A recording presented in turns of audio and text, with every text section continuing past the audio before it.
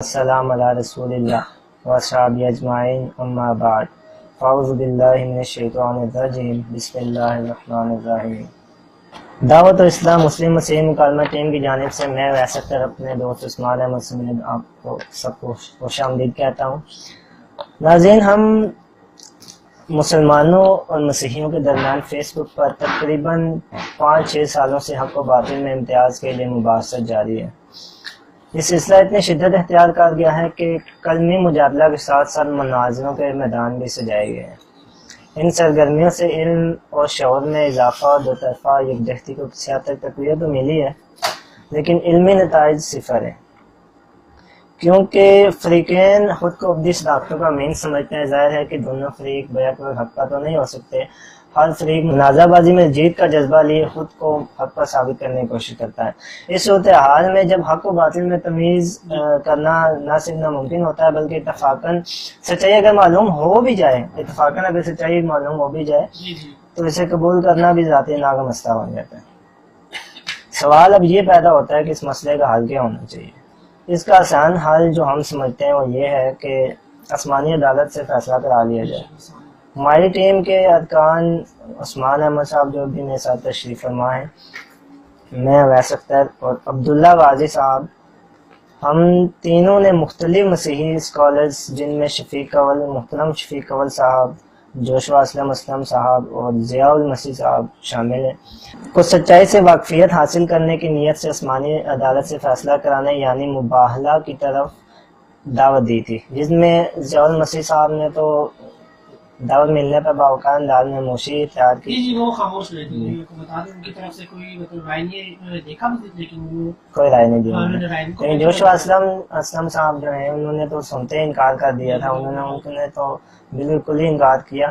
شفیق اول صاحب جنہیں عبداللہ غازی صاحب نے روبرو چیلنج دیا تھا، جنہیں ویڈیو جی جسے انہوں نے فوراً قبول کر لیا، جس کا ویڈیو ثبوت ہمارے پاس موجود ہے، لیکن بعد میں یہ کہہ کر انکار کر دیا کہ مجھے معلوم ہی نہیں تھا مباہلہ کیا ہوتا ہے۔ دونوں صاحبان کے انکار کی جو مشترکہ وجہ یہ تھی، یعنی کہ جوشوا اسلم صاحب اور شفیق اول صاحب، ان دونوں کے صاحبان کے انکار کی مشترکہ وجہ یہ تھی کہ مسیحیت میں ایک دوسرے پر لعن طعن کرنے کی اجازت نہیں دی، اور ہم خدا کو مشورہ دینا درست فعل نہیں سمجھتے۔ اس سارے معاملے کے بعد ہم حق کے متلاشیوں کے لازمی ٹھہرا ہے اس معاملے کو عام کر تلاشی ان کے لیے لازمی ٹھہرا ہے اس معاملے کو۔ جی اس سارے معاملے کے بعد ہم حق کے متلاشیوں کے لیے یہ لازم ٹھہرا کہ ہم اس معاملے کو عام کر دیں تاکہ آپ سب احباب ساری صورتحال کا جائزہ لیں اور حق و باطل کا فیصلہ خود کر سکیں۔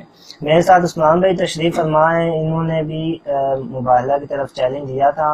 ان سے مباہلہ کے بارے میں جاننے کی کوشش کرتے ہیں کہ مباہلہ آخر ہے کیا۔ شکریہ اویس اختر بھائی، میں مباہلہ کی تعریف بیان کرتا ہوں اور ساتھ ہی اس کو بائبل سے بھی ثابت کروں گا۔ ہاں جی انشاءاللہ۔ اللہ تعالیٰ قرآن مجید میں فرماتے ہیں، تاریخ میں بیان کر دوں، سورہ آل عمران کی آیت 61 میں فرماتے ہیں، علم آ جانے کے بعد جو کوئی بھی عیسیٰ ابن مریم کے بارے میں تم سے جھگڑا کرے تو ان سے کہو کہ آؤ ہم اور تم خود بھی آ جائیں، اپنے بال بچوں کو بھی لے آئے اور خدا سے دعا کریں، اور جو جھوٹا ہو اس پر خدا کی لعنت ہو۔ بیٹا خدا سے دعا کریں کہ جو جھوٹا ہو اس پر خدا کی لعنت ہو۔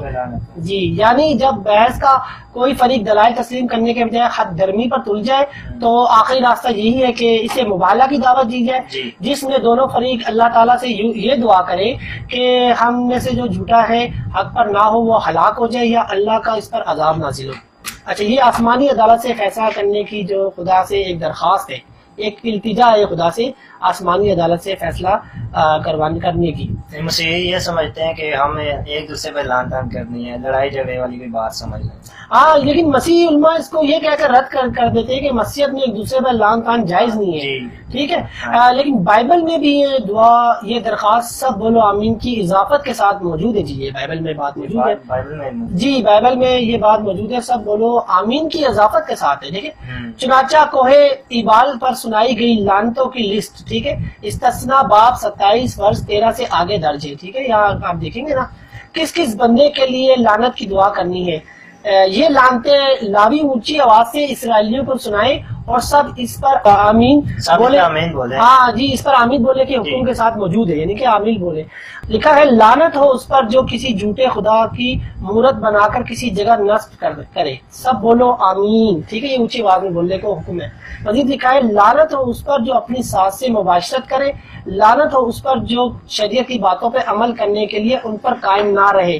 سب بولو آمین. یہ دیکھیں یہ لعنتوں کا کس طرح. جی جی، یہ آمین صرف ان باتوں پہ ہے جو شریعت کی یعنی باتوں پہ عمل نہیں کرتا، ان کے خلاف جاتا، ان پہ لعنت ہے. اور جو بندہ خدا پہ جھوٹ باندھے تو اس پہ ہم لعنت کے لیے دعا کیوں نہیں کر سکتے؟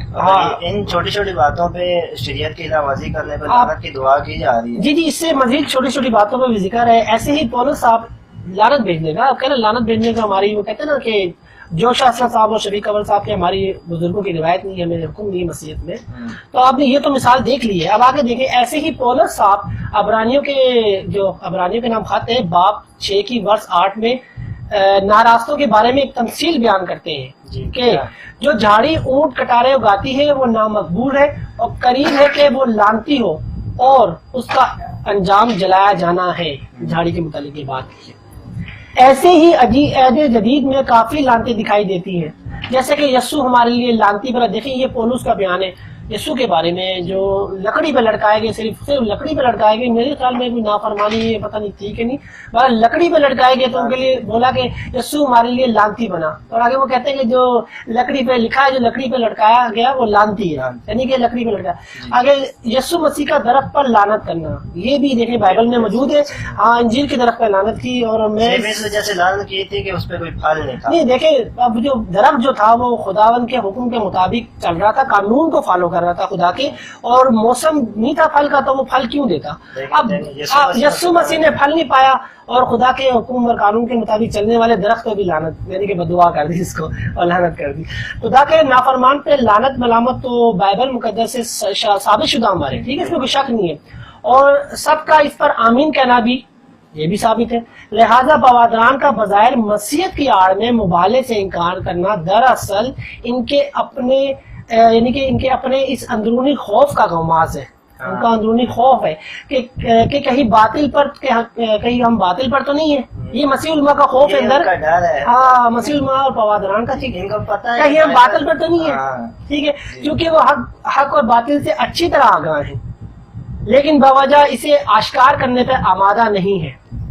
وہ اچھی طرح جانتے ہیں کہ اس سے ان کے پیٹ پر لات تو پڑے گی ہی، لیکن بطالت کے پرچار کی وجہ سے خدا کی لعنت بھی ضرور پڑے گی. ڈبل. ہاں جی، پیٹ کا بھی مسئلہ ہے. ٹھیک ہے. اور دوسرا دیکھیں خدا کی لعنت تو پڑے گی. آپ کو میں دکھا دی اتنی لعنتیں، اتنے لوگوں پہ لعنت خداوند کی طرف بائبل میں موجود ہے. تو یہ جب وہ کام کریں گے تو لعنت پڑے گی، یہ وہ جانتے ہیں. یہ ان کے انکار کی یہ وجہ تھی. اچھا، عثمان بھائی شفیق اول صاحب کا عبداللہ غازی بھائی کی دعوت مباحلہ کو اسی وقت انہوں نے اسی لمحے قبول کیا تھا. ٹھیک ہے، اس کی ویڈیو بھی ہے ہمارے پاس جی. اور چیلنج بھی قبول کرنے کے بعد انکار کر دیا. ادھر قبول کر رہے ہیں پھر بعد میں انکار کر دیا. ٹھیک ہے، اسکرین شاٹ بھی ہے جی. وجہ یہ بتائی کہ میں مباحلہ کو ڈبیٹ کی کوئی خاص قسم سمجھتا تھا، جبکہ عبداللہ غازی بھائی کی ویڈیو میں سب کچھ دیکھ سکتے ہیں آپ. انہوں نے جو ہے وہ واضح مباحلہ کا جو چیلنج ہے، اس پر آپ کیا تبصرہ فرمائیں؟ جی اویس اختر بھائی، میں حیران ہوں کہ ایم اے اسلامیات پادری محترم شفیق اول صاحب کو یہی نہیں معلوم کہ مباحلہ کس چیز کا نام ہے. پھر انہوں نے جو ہے ایم اے اسلامیات کہاں سے کر دی ہے، یہ نہیں بتا. ہمیں ان کی ایم اے اسلامیات کی ڈگری پہ جو نا اب شک ہونے لگا، بلکہ خالی ڈگری پہ نہیں، مجھے بھی ڈگری کے علاوہ ان کی قابلیت پر کہ وہ ایم اے اسلامیات ہے کہ بھی ہمیں شک ہونے لگا. کیونکہ مباحلہ جو ہے خالصاً اسلامی اصطلاح ہے. اچھا، ٹھیک ہے، وہ ایم اے اسلامیات ہے پادری شفیق اول، اور مباحلہ خالصاً جو ہے اسلامی اصطلاح ہے. اور ان کی اس لفظ سے مباحلہ لفظ سے ناواقفیت جو ہے باعث حیرت ہے اور تشویشناک بھی ہے خاص طور پر. ہاں جی بالکل. محترم شفیق اول صاحب کو مباحلے کا مطلب نہیں معلوم تھا تو مباحلے کا چیلنج کیوں قبول کیا؟ انہیں مطلب نہیں معلوم، فوراً قبول کیا. اس سے تو ظاہر ہوتا ہے کہ شفیق اول صاحب کو حق اور باطل کا فرق بھی معلوم نہیں، اور محترم بنا سوچے سمجھے ہی مطلب چل نکلتے ہیں.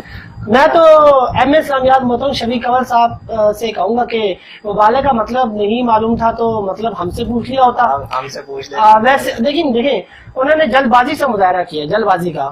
ویسے بھی کہاوت مشہور ہے کہ جلد بازی جو ہے شیطان کا کام ہے، یہ جلد بازی کرنا. جلد بازی ہاں، میں مسیح صاحبان خاص کر شفیق کنور صاحب اور جوشوا اسلم صاحب جو کہ غلط فہمی میں مبتلا ہیں ان کو بتاتا چلوں کہ مباہلہ جھوٹے پر لعنت کرنے کی دعا ہوتی ہے. ٹھیک ہے, مباہلہ جھوٹے پر لعنت کرنے کی دعا ہوتی ہے. جو خدا کے متعلق جھوٹ بولے جیسا کہ تثلیث اہلیت مسیح کے متعلق عقائد جو ہمیں بتائے گئے ہیں وہ خدا کی طرف سے ہے کہ نہیں, یہ بات جو ہے اس معاملے میں اگر وہ جھوٹ بولتے ہیں, یعنی جس نے خدا پر جھوٹ باندھا وہ خدا کی طرف سے لعنت کا حقدار ہے. ٹھیک ہے, نہ کہ مبالغہ سے مراد ایک دوسرے پر لعنت کرنا, یہ مبالغہ سے نہیں ہے بلکہ دعا کریں. ہاں, مبالغہ سے مراد ایک دوسرے پر لعنت کرنا نہیں ہے. ٹھیک ہے. اچھا عثمان بھائی, میں چاہوں گا کہ آپ ہمارے ناظرین کو واضح کریں کہ ہم نے مبالغہ کا چیلنج دیا کیوں تھا, اس کی وجہ کیا تھی, تاکہ لوگوں کی غلط فہمی دور ہو جائے. جی بالکل عباس اختر بھائی, ہمارا جو مبالغہ کا مقصد صرف اور صرف سچائی سے واقفیت تھی تاکہ حق اور باطل کا فیصلہ ہو سکے. اس لیے ہم سب میں سے جس نے بھی خدا کے ساتھ جھوٹ باندھا, چاہے وہ تثلیث کی تعلیم ہو, اہلیت مسیح کا معاملہ ہو, چاہے آپ صلی اللہ علیہ وسلم کو آخری نبی ماننے کا جو عقیدہ ہو, جو بھی غلط عقائد خدا کی طرف منسوخ کیے گئے جو کہ جھوٹ ہے, تو اس جھوٹ بولنے والے پر خدا کی لعنت ہو. ہمارا یہ مقصد تھا. ہم تو حق کے متلاشی ہیں واسطہ بھائی, جیسا کہ مسیح بھائی جانتے بھی ہیں کہ ہم حق کے متلاشی ہیں, جیسا کہ لکھا ہے اے اللہ ہمیں سیدھی راہ پر چلا, اور سیدنا یسوع مسیح علیہ السلام نے بھی فرمایا کہ حق کی تلاش کرو وہ تمہیں آزاد کرے گا. ہم نے حق تک رسائی پانے کے لیے اس مبالغے کے ذریعے فیصلہ خدا پر چھوڑنے کا سوچا, کیونکہ حق بات کے ہوتے ہوئے بھی فریقین اگر اسے قبول نہ کرے, دیکھیں آپ کو بتایا نا وہ قبول نہیں کر رہے, اگر فریقین حق بات کے ہوتے بھی آخری آپشن ہمارے پاس مبالغہ کی رہ جاتی ہے, اس کے علاوہ کوئی آپشن جی, اس کے علاوہ کوئی آپشن نہیں. اچھا عثمان بھائی, جوشوا اسلم صاحب اور شفیق کنور صاحب نے فرمایا ہے کہ ہمارے بزرگوں نے بھی مباہلہ نہیں کیا تھا تو ہم بھی مباہلہ نہیں کریں گے. اس کی کیا وجہ ہو سکتی ہے, وجہ کیا سمجھتے ہیں کہ انکار کی وجہ, انہوں نے بھی انکار کیا, انہوں نے بھی انکار کیا, جب بھی مسیحیوں کو مباہلہ کی دعوت دیجیے آخری آپشن جو ہمارے پاس بچتا ہے تو یہ انکار کر دیتے ہیں, اس کی کیا وجہ سمجھتے ہیں؟ جی عباس اختر بھائی, بالکل ان کے بزرگوں نے حضرت محمد صلی اللہ علیہ وسلم سے مباہلہ میں رائے فرار اختیار کی تھی. ان کے بزرگوں نے ایک رات کی مہلت مانگی تھی اور اگلے دن انہوں نے کہا کہ ہم مباہلہ نہیں کریں گے. لگتا ہے وہ جھوٹے تھے میرے ہاتھ سے, اسی لیے انہوں نے ہاں, کیونکہ وہ مسیح جھوٹے تھے, یہی وجہ تھی. یہاں تک کہ ان کی آپس میں جب مسیح جو تھے ان کی مشاورت ہوئی تو ایک بندے نے یہاں تک کہا کہ اے مسیحو, قسم باخدا جان چکے ہو کہ محمد صلی اللہ علیہ وسلم نبی مرسل ہے, اور جب کسی قوم نے کسی پیغمبر سے مباہلہ کیا تو ان کا بڑا بچہ نہ چھوٹا, اگر تم نے مباہلہ کیا تو تم ضرور ہلاک ہو جاؤ گے, کیونکہ وہ جھوٹے تھے. ان کو معلوم تھا, پتہ لگ گیا تھا کہ انہیں سمجھ آ گئی تھی جی آپ صلی اللہ علیہ وسلم سچے نبی ہیں, آخری نبی ہیں, لیکن بس ہدایت ان کے نصیب میں, اور انہوں نے یہ بات بھی مباہلہ نہیں کیا, ہمیں معلوم تھا کہ ہم ہلاک ہو جائیں گے, مباہلہ نہیں ہوا. ٹھیک ہے, انہیں پتا تھا کہ ہم جھوٹے ہیں. ہم نے شفیق کنور صاحب, ضیاء المسیح صاحب اور جوشوا اسلم صاحب کو مباہلے کا چیلنج دیا, مگر ان کی طرف سے انکار سامنے آیا. اس کی بھی یہی وجہ ہے کہ یہ جھوٹے ہیں, معذرت کے بغیر یہ جھوٹے ہیں. یہ جانتے ہیں کہ یہ لوگ خدا پر جھوٹ بول رہے ہیں, اور یہ جھوٹ بولتے آئے خدا کی ذات پر. جتنے بھی یہ عقائد میں نے آپ کو اوپر ذکر کیے تھے اس معاملے میں یہ جو ہیں شفیق کنور صاحب, ضیاء المسیح صاحب اور جوشوا اسلم صاحب جو ہے ان کے انکار کی وجہ یہی نہیں, تقریباً سب مسیحی ہیں. ہم تو یہی کہیں گے کہ یہ تو بڑے ہیں, ان کے یہ تو بڑے ہیں, کیونکہ ہم نے تو ان کو چیلنج دیا نا, تو جو ان کا انکار تھا اس کی وجہ یہ لوگ مبالغہ کر کے جھوٹے پر لعنت نہیں کر سکتے. یہ لوگ مبالغہ کر کے جھوٹے پہ لعنت نہیں کر سکتے کیونکہ یہ جانتے ہیں کہ ان پر ہی لعنت پڑے گی. یعنی کہ آپ کو بتایا تھا نا ہم نے لعنت کا کہ دونوں مل کے جو فریق ہوتے ہیں وہ جھوٹے پہ لعنت کریں گے, دعا کریں گے لعنت کی جھوٹے پہ کہ خدا کی لعنت ہو. تو یہ لوگ مبالغہ کر کے جھوٹے پہ لعنت نہیں کر سکتے کیونکہ یہ جانتے ہیں کہ ان پر ہی لعنت پڑے گی. لہٰذا انہوں نے دعا تو قبول ہوگی ظاہر ہے. لہٰذا ان کے جھوٹ کا فیصلہ مناظروں سے تو نہ ہوا, لیکن اس کا فیصلہ مباہلہ سے ان کے فرار کے بعد ہو گیا. فیصلہ دیکھ لیا, ان کا فرار ہو گیا. اب ہمارے ناظرین میرے خیال سے فیصلہ کرنے میں ان کو آسانی ہوگی کہ حق کیا اور باطل کیا. جی بالکل, دیکھیں نا, کیونکہ حق ہمیشہ غالب آتا ہے اور باطل مٹ جاتا ہے, اور باطل ہے ہی مٹنے کے لیے. جی تو ناظرین آپ کا بہت شکریہ, آپ نے قیمتی وقت میں سے وقت نکال کر میں ویڈیو کو دیکھا. بہت شکریہ آپ سب کو شکریہ. اور مباہلہ جو ہے وہ ایک دوسرے پہ لعنت کرنا نہیں ہے, ایک دوسرے کو لعن طعن کرنا بالکل نہیں ہے, بلکہ یہ دعا ہوتی ہے خدا سے کہ جھوٹا ہے اس پہ اپنی لعنت بھیج، اور جب اس جھوٹے پہ لعنت پڑتی ہے تو باقی عوام کو بھی پتہ چل جاتا ہے کہ اچھا جھوٹا حق بھی کیا میں سب باطل کو کیا. جھوٹا بھی ایک تو ہوتا ہے نا عام جھوٹ ہوتا ہے، ایک ہوتا ہے خدا کی ذات پر جھوٹ بولنے والا جھوٹ. جی ٹھیک ہے، تو میں یہاں پر ضروری کرتا ہوں کہ جو خدا کی ذات پہ جھوٹ بولنے والا ہوتا ہے اس کا لعنت پھر جو ہے آئے گی ضرور. تو یہی بات ہے. جی. تو ہم قرآن مجید میں تو جھوٹے پہ لعنت کی ہی گئی ہے، لیکن بائبل میں بھی، بائبل مقدس جو ہے یہ میرے ہاتھ میں اٹھائی ہوئی ہے کلام مقدس، اس میں بھی استثناء کی کتاب میں لعنتوں کا ذکر ہے کہ شریعت کی باتوں سے کو نہ ماننے والا یا ان کو انکار کرنے والا یا ان پہ عمل نہ کرنے والا جائے گا اس پہ لعنت. لیکن اور جی اس پہ آمین کرنے کا جی آمین کا خیر دیکھیں، جس طرح ہم نے کہا تھا یہ بھی دیکھیں بات یہی ہے کہ شریعت کی بات میں مزہ نہیں کرتے ہیں کہ وہ بھی جھوٹ کا پرچار کر رہا ہے. جی. اور بائبل میں اس کو اعلان بھی اس کے اوپر کہہ دیے کہ اس پر سب لوگ لعنت دیتے آمین کہتے ہیں. جب ان باتوں پہ عمل نہ کرنے کی وجہ سے یا شریعت کی خلاف ورزی کرنے کی وجہ سے پورے مجمع کے سامنے لاوی اونچی آواز میں ان پہ لعنتوں کی دعا کرے اور سارے مجمع والے آمین کہیں، تو پھر خدا کی ذات پہ جھوٹ باندھنے والے پہ کیوں نہیں کی جا سکتی؟ ہم نے اسے بائبل مقدس سے بھی بتایا ہے کہ بائبل مقدس سے بھی کسی جھوٹے پہ یا کوئی شریعت کی خلاف ورزی کرنے والے پہ لعنت کرنا کوئی ناجائز نہیں ہے، بلکہ اس کو جائز ہے، کر سکتے ہیں، کیونکہ حق و باطل کی پہچان کا آخری راستہ بالکل یہ رہے گا. تو آئیں خدا سے دعا کرتے ہیں، ٹھیک ہے، کہ اے ہمارے خالق مالک رازق، ہم میں سے جو بھی جھوٹا ہے، چاہے ہم مسلمانوں میں ہو، مسیحی اور مسلمان، ہم میں سے جی جو بھی کرتے رہے ان میں سے، اور مسلم جو ہے ہم میں سے جو بھی جھوٹا ہے، ہم میں سے جو بھی جھوٹا ہے اس پر خدا اپنی خصوصی لعنت بھیجے، ان کو نشان عبرت بنا دے تاکہ جو ہے حق و باطل واضح ہو جائے ان لوگوں کے لیے جو اتنے دلائل کے باوجود حق کے موجود ہونے کے باوجود بھی یا تو اسے پہچان نہیں پا رہے یا پہچاننے کے باوجود قبول نہیں کر پا رہے. آپ سب کو بہت شکریہ.